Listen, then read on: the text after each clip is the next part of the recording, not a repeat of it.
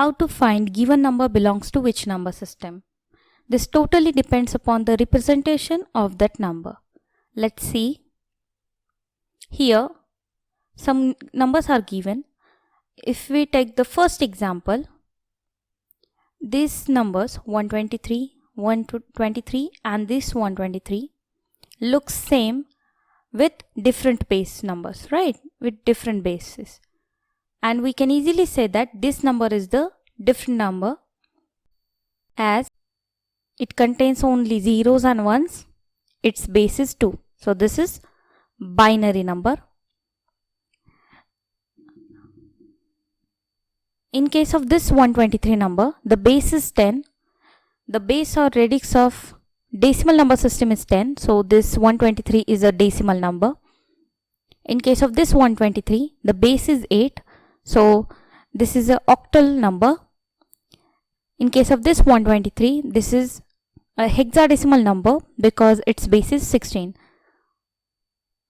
Let's take another example where every number looks same but their bases are different. So looking at only number, we can't distinguish that this number belongs to this number system. So we have to look at the bases. So in this case, this 1011 is decimal number. This is 1011. This is a decimal number because its base is 10.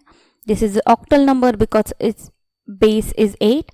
This is a binary number because its base is 2, and this is hexadecimal number because its base is 16. Let's see, if the given number is 62b, then obviously this number belongs to hexadecimal number system because it contains b, right? And hexadecimal system is the only system which contains alphabets as its symbols. So this is a hexadecimal number. But what if I say 623? This can be a decimal number, this can be an octal number, and this can be a hexadecimal number. So its representation is important to show that this number belongs to which number system. So now we can say that this number is hexadecimal number. So this is how we represent the numbers